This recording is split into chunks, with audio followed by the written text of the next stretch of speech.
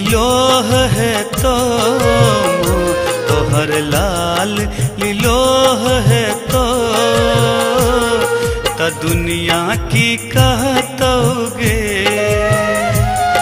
त दुनिया की कहतोगे दुनिया की कहतोगे दुनिया की कहतोगे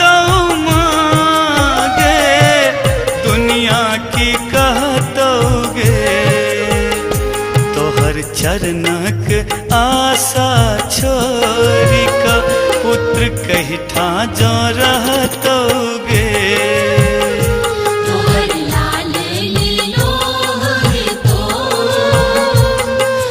दुनिया की कहतोगे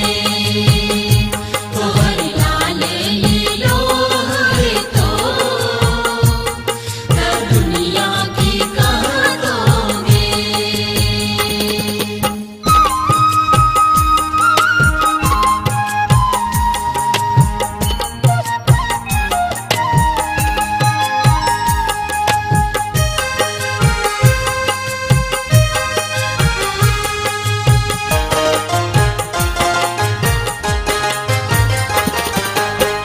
बुझलो सब हक भार तोरे छो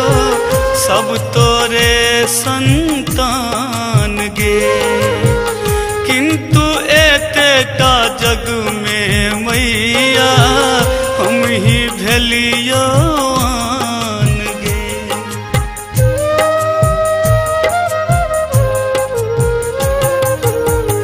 बुझलो सब हक भार तोरे छो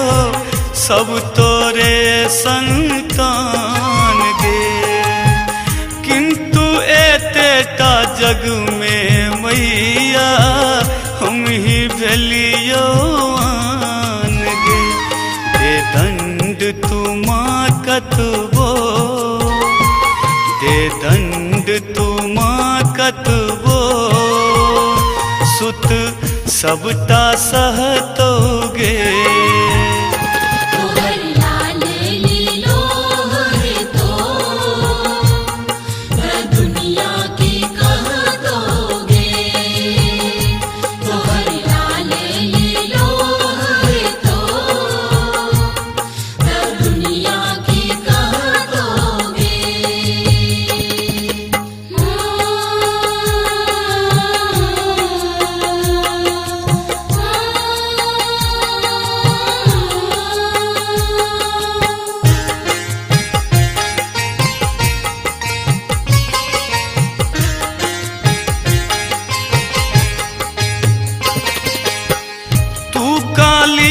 लक्ष्मी तारा माँ वाणी तू ब्रह्मानी सीता श्यामा सुहृदय माँ हरिहरतीय कल्याणी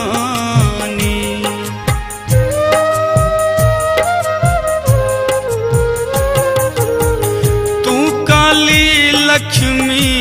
तारा माँ वाणी तू ब्रह्मानी